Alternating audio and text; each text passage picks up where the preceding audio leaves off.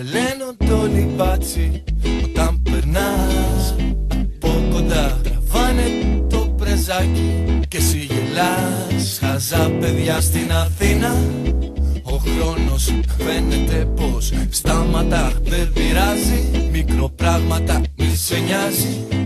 Γάματα.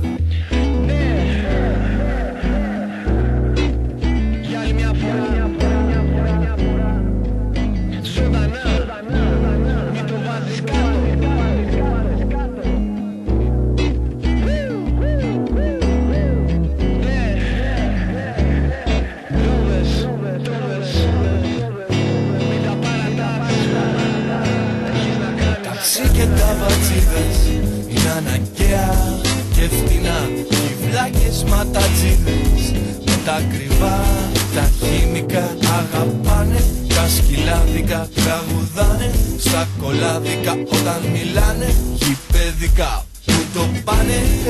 Γάματα οι δάσκαλοι φοβούνται και τρέμουν οι καθηγητές. Το κίνημα είναι πούτσες γιατί είναι τίγκα.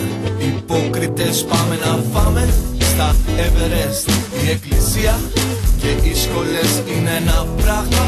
Πάμε όπου θες, άρθρο 16, εντάξει. Παπαγιέ.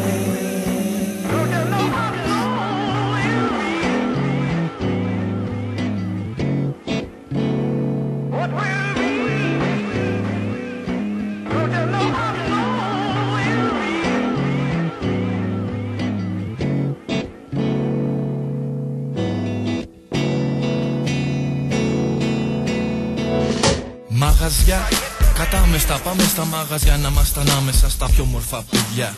Και στα πλαστικά βυζιά με τρυπάριστα μυαλά. Για χαρά κλουβιά με ρόδες και μπλερόβες και μπόμπες με φλόγες. Ζούμε σε ένα χωριό επτώδες. Διπλή δουλειά, μισά λεφτά στο κέντρο της Αθήνας. 2 χρόνια για το δίσκο μας, 2 μήνες στο τραγούδι. Τσιγκάνινα στο φόντο με μουσική και με φιλιά. Κρατάνε το σιγόντο. Κι αν θες να γίνεις παίζει και ζα. Στη Σαλαμίνας τα στενά περνάνε όλα. Τα φόρτηγα ράγισανε τα μάρμαρα. Πεθύμισα το πέραμα.